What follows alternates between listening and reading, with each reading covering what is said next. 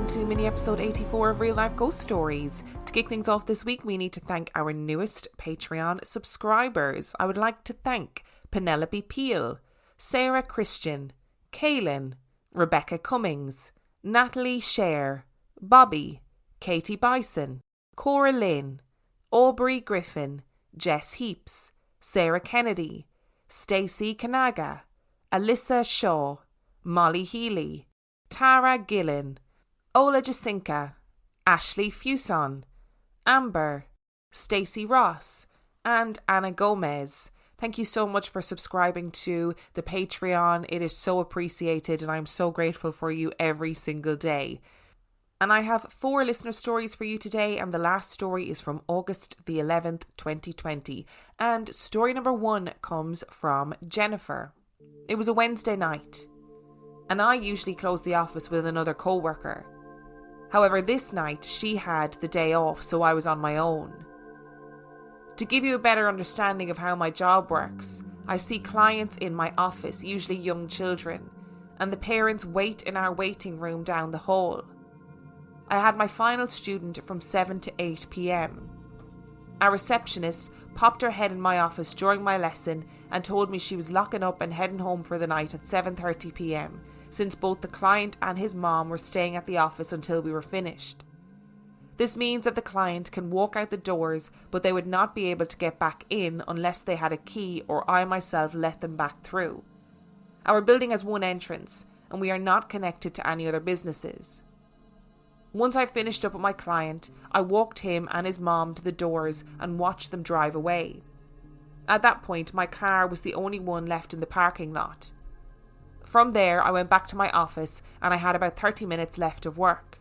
I cleaned up and walked down the hallway to the bathroom.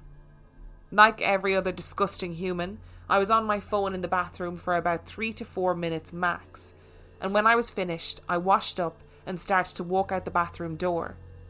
Still looking at my phone, I stopped dead in my tracks and noticed that the lights in the building were all shut off. I immediately backtracked into the bathroom and turned on the flashlight on my phone. I'd be lying if I said I wasn't alarmed, as I listened to a lot of murder and paranormal podcasts, which immediately put my brain on edge. The bathroom lights were on, and I peered out down the hall and saw my office lights were on as well. So with all of my courage, I James Bond my way down the hallway, hopping from each office to check and see if there was anyone inside them. There were about 6 offices before I got down the hallway to my own office. After what felt like an hour, I finally made it into my room. I dove in and started scrambling for my purse because I had recently gotten a conceal and carry for a serious projectile hand taser. Like I said before, I've now conditioned myself to prepare for the worst case scenarios due to my podcast addiction, and I'm not sorry about it. This specific taser is not cheap. It's not a low grade weapon. I specifically bought one that shoots the projectile, has a flashlight, a red laser attached for aiming, and resembles a handgun for that extra scare factor. This shit is serious. I don't know how I did it, but I canvassed the nearby area of my office shouting, "Is anyone there? I have a gun!" hoping to scare whoever it was away. I wasn't getting any response, so I slowly made my way to the front door.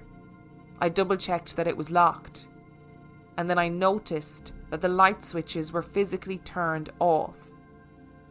That means that someone had to physically turn them off. It wasn't a power outage or a power surge. I flicked the lights on and all of the building lights came on as well at that moment.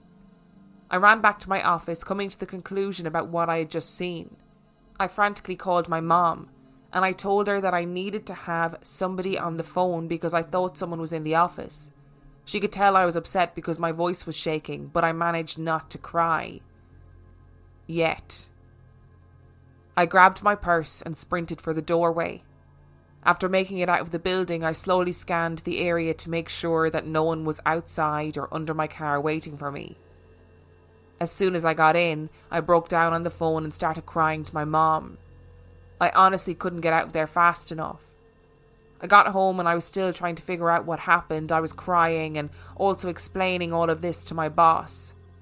And get this, I also had to open up the next morning by myself. So I made it back the next morning, still shaken, but more confident during the daytime. After running through all of the possible explanations, I was hoping that the cleaning crew had come in a day early, but when I entered the office, I found that the trash hadn't been emptied, nor had the place been vacuumed, because the crew shuts the office doors so they know which rooms have been cleaned. And all of the doors were still open, just as I'd left them. Nothing seemed to be out of order, or different from when I'd sprinted out the night before. Now, let me go through and debunk a few things before you start to question what had happened. We have a cleaning crew that will come through on Thursdays. However, they never turn off the lights, as I'm always still in the office when they clean. They always pop in and say hi and then go about their job. They also park sideways right outside the front door in a white van. It's pretty hard to miss. I asked every single one of the employees and owners. It's a small business of about 15 women, and no one said they had stopped back in the office that night. It was not a power surge or an outage, as we have lost power before, and since all of our electricity pulls from the same spot, all of the lights, computers and phones shut off. In my case, my office and the bathroom lights were still on, as well as my computer. It was just the main set of light switches that were physically turned off. I honestly have no clue what was in the office that night, whether it was a murderer or something paranormal, but I refuse to work alone at night anymore. Even writing this up has me jumpy and shaky. It was one of the scariest moments of my life. I am open to explanations, actually I welcome them, because I would love for there to be a logical explanation for what happened to me. And story number 2 comes from Marguerite. When I was around 20, I was visiting my mum, who was living in a tiny town in the Flinders Ranges in South Australia. We'd stayed a few nights in a place called Arkaroola and were driving the 2 or so hours back.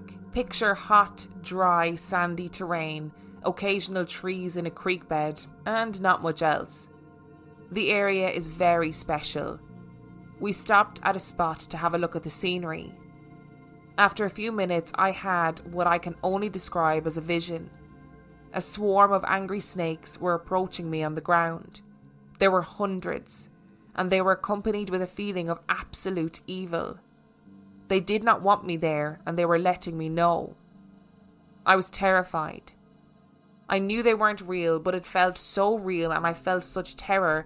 I was actually standing on the step of the car door and yelling at my mum to get in and drive. Mum is a very spiritual person and had moved to the area as she believed she had a spiritual calling. The next day, she said she believed the snakes were the spirits welcoming me to the land.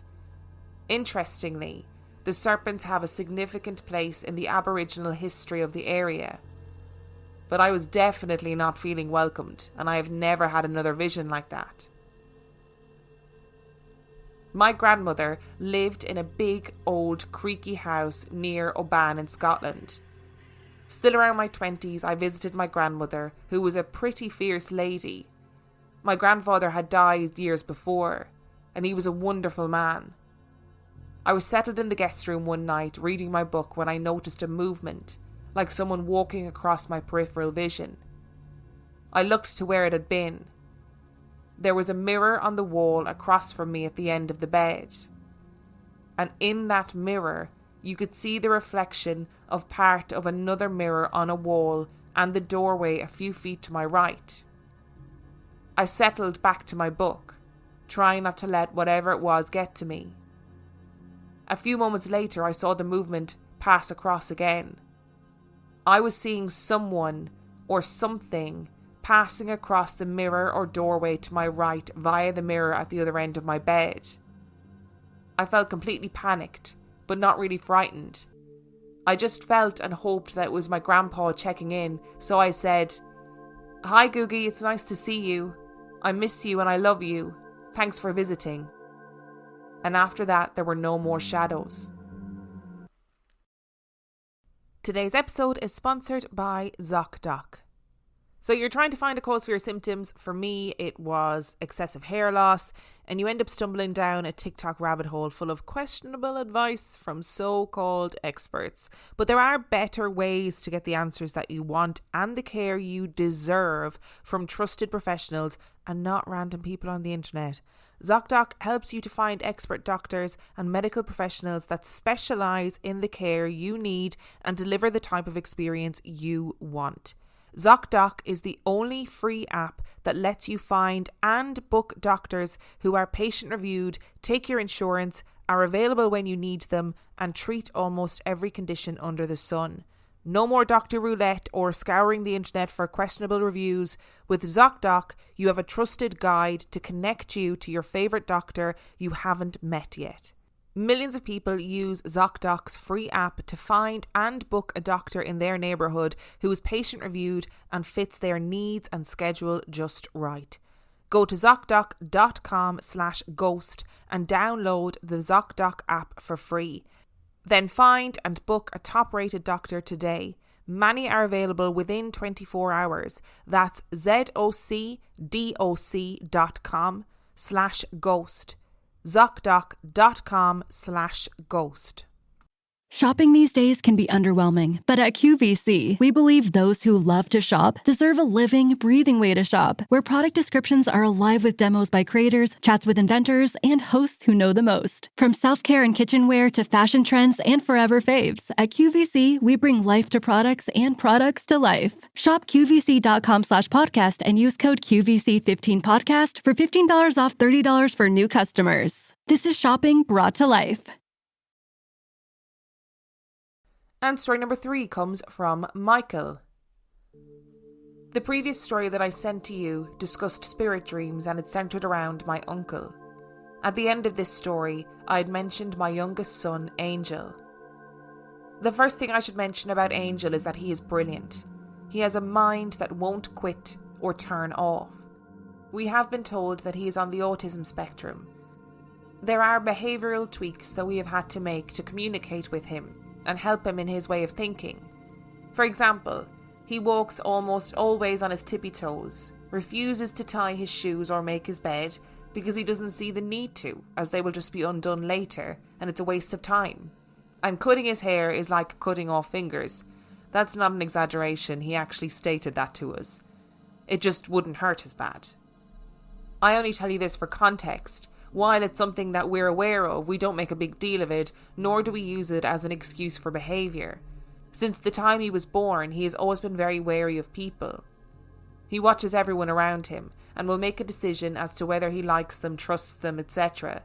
If he doesn't like someone, he won't speak to them. They're not worthy of his time. This is a split-second decision, and there are few people that he trusts openly.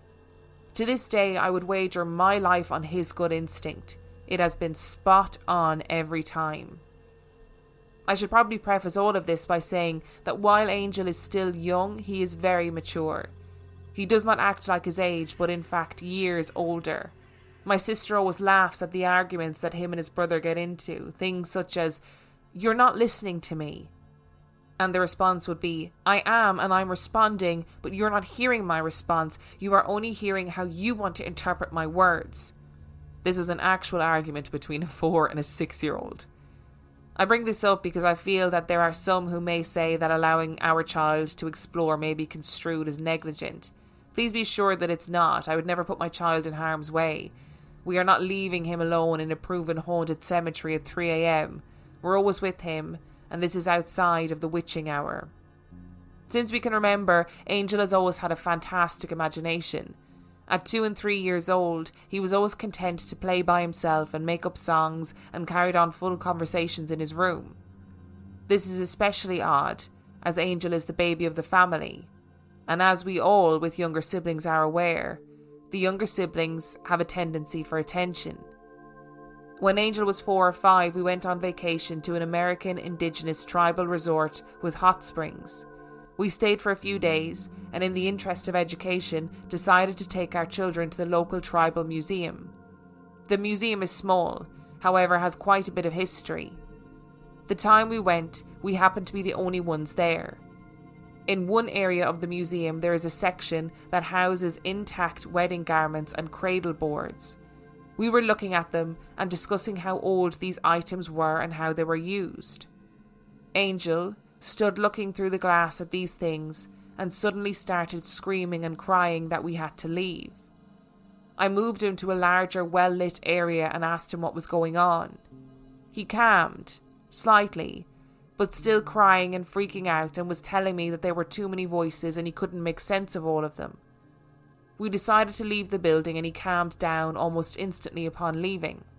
He calmed down enough to communicate that he couldn't understand all of the voices because they weren't all in English.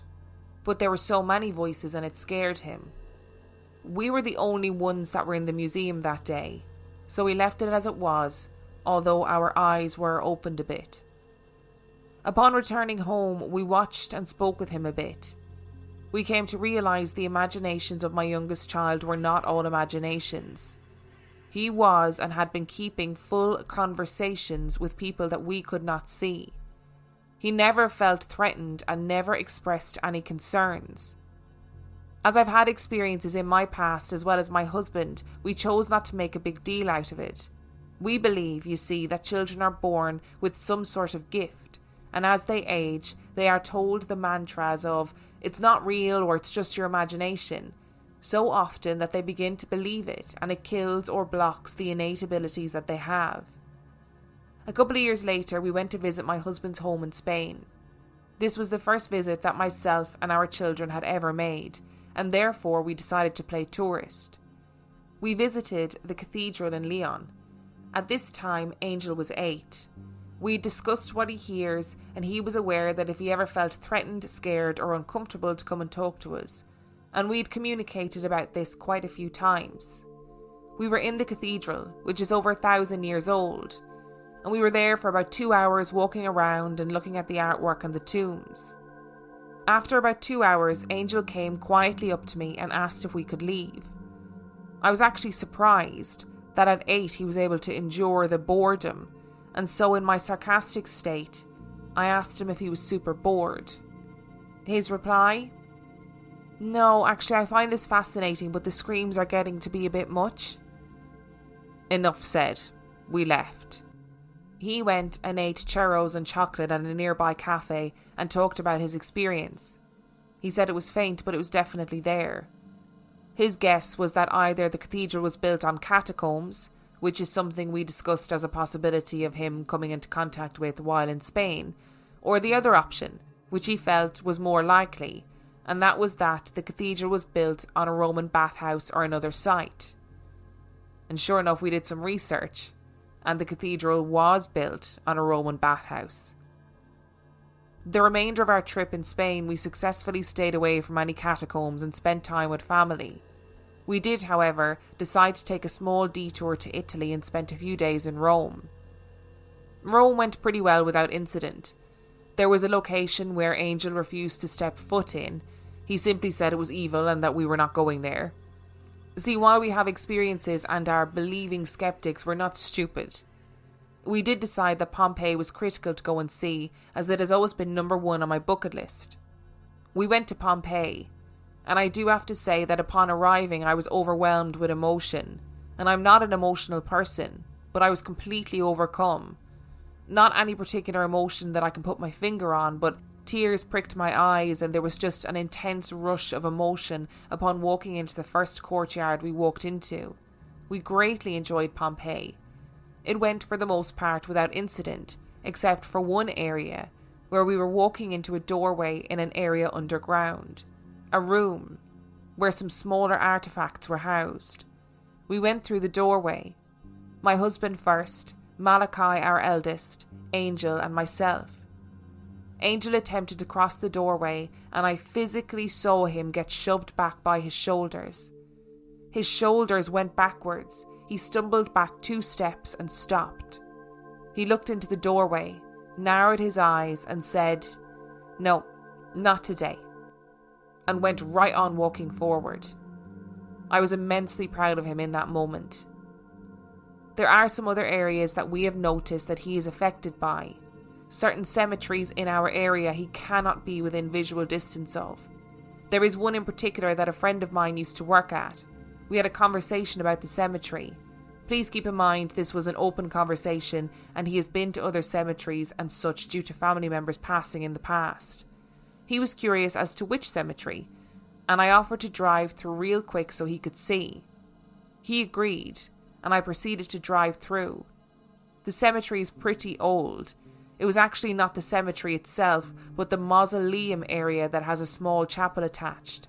The basement houses what used to be a crematorium, probably about a century ago. He went white, with his eyes wide open, and as soon as I saw this, I drove off. When we got home about an hour later, I finally got the first word out of him. He said it was the first time he didn't hear, but saw, and felt darkness. Bad, like there were eyes in every single one of the basement windows just waiting for us to stop so they could sink their teeth into us. Yeah, I've been there a number of times. As I said, a friend used to work there and I never went into the basement. It always gave me the heebie-jeebies. But Vampire Coven, which is where my mind went to, pretty scary. So we've never been back to that place. In fact, if we have to drive near it, we go way around it. Just out of courtesy to Angel. One of the most recent experiences was a trip we took to Belize this past January. We hiked to the top of a Mayan pyramid. Yes, we're talking a blood ritual site. Yes, it probably wasn't the best choice. I have a fear of heights, so I actually got dizzy and stopped one staircase to the very top, the antechambers. Angel, however, ran up excited prior to my husband and his brother. As my husband and his brother were about halfway up, I suddenly saw his face, very pale, peeking over the edge. I asked if he was okay, and his response was, I'm coming down. Just to note, my husband and his older brother were at the top for a good 20 minutes with no issue. Angel came down and talked to me. He went into the antechamber and said it was like he was standing in the middle of a crowded restaurant, with hundreds of people all talking at once, but you couldn't hear any one specific person, just voices over voices over voices. It wasn't threatening for him, just overwhelming. He made the decision to walk away, and again I was proud of him for this. I know I talk about Angel a lot in this chapter. Malachi, my eldest, Angel's older brother, is what we believe to be a telekinetic empath. He has his own story, but it's difficult to explain. But to sum it up, he feels people and absorbs their emotions. We used to call him an emotional vampire until he went to middle school. Being around all of those hormones, he became angry constantly. He would flip from perfect to happy to angry in 2 seconds flat. Then it is as if his emotions explode and infect all of us until our house is one giant glowing ball of anger, or whatever emotion is infecting him on that day. We had taken him into a store about a year ago and were approached by a woman who works on Reiki healing. She pinpointed him and what was going on perfectly. I mention this, as while he does have his own abilities, they do not necessarily fall into the RLGS spectrum, so you may not hear as much about him. And story number 4 comes from Anonymous. I believe in aliens. I think it's really presumptuous to assume humans are the only living beings to have evolved in the universe. Arthur C. Clarke, a science fiction writer, once said, 2 possibilities exist. Either we are alone in the universe, or we are not, and both are equally terrifying. While both of these possibilities are terrifying, I believe us being alone is more unsettling. I might believe in aliens, but I always assume that alien abduction stories are false. My mum grew up in the same small town as I did. One night, a year or so before she was married, so potentially in 1979 or 1980, her and my grandma were driving home from town to their farm. I remember Mum telling me how scared they were when they saw a big bright light low in the sky following them on their way home. Mum never offered an explanation, but it stuck with her for a long time, considering I was born more than 10 years later. I'm assuming Mum and Grandma would have been familiar with the night sky, having always lived on a farm away from light pollution, but maybe it was just a really bright star. Nowadays, I live and work in a nearby city. When I first started, one of my older colleagues used to mention being abducted by aliens. I thought it was a joke, but because I was so new and shy, I just didn't question it. One day, after I'd been working there for a while, he was talking about how he was abducted the previous night, and I cracked up laughing. He responded very seriously. Why do people always think that I'm joking when I talk about this? I was taken aback with how serious he had become.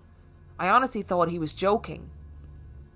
A few months ago, I was on the reference inquiry desk with this colleague and I started asking him about his alien abductions.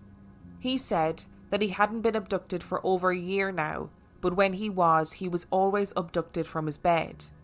A big bright light would shine in his room and then suddenly he would be on a table with these weird creatures looking down on him.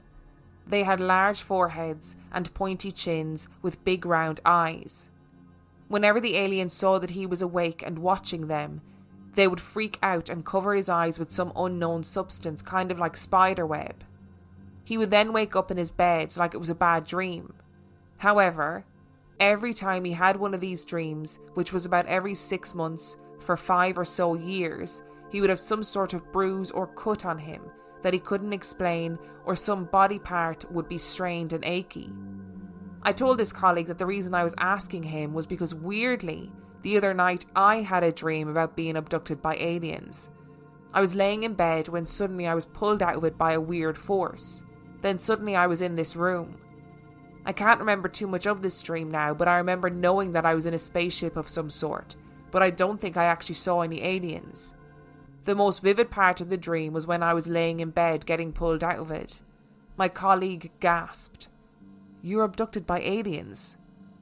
He told me when I get home to look and see if I had any marks on my body. That night I did go home. And the thing is, I always have weird marks all over my body. For the past 4 years I've done pole dancing, and depending on what move you are doing, it can feel like the pole is giving you a burn or a donkey bite. Having lots of bruises and marks has kind of become the norm now, so I don't even notice them, and people who know me don't even comment on it. I did ask my partner who sleeps next to me if he heard me being abducted, but he didn't, and he's a light sleeper. I, however, wouldn't have heard him if he was being abducted. I don't believe that I was taken hostage by aliens, but my colleague does. While I generally don't believe in paranormal experiences, I believe that the people who experience them truly believe they are real, and isn't that the main thing? I have epilepsy and I smell things that don't exist, and just because other people can't smell what I'm smelling doesn't make it any less real to me. My dream happened about 4 months ago, and my colleague said he was abducted every 6 months. So if in 2 months I have another alien dream, then I might start questioning myself more. I would like to make it known that I am traumatised by that story, but while I was reading it, I'm sitting in the dark and the curtains are open, as in it's dark outside, I have the lights on, and a giant moth flew into the window while I was reading that story, and I nearly threw the microphone, everything out the window. And just traumatised, just to let everybody know. I am afraid to check my emails to see if Anonymous had another alien dream. Don't want to check and see, so I'm just gonna pretend that never happened. If you enjoyed today's episode, you can find everything you need to know about us on reallifeghoststoriespodcast.com. You can send in your own spooky story to reallifeghoststoriespodcast@gmail.com. And on that note, we shall see you next week.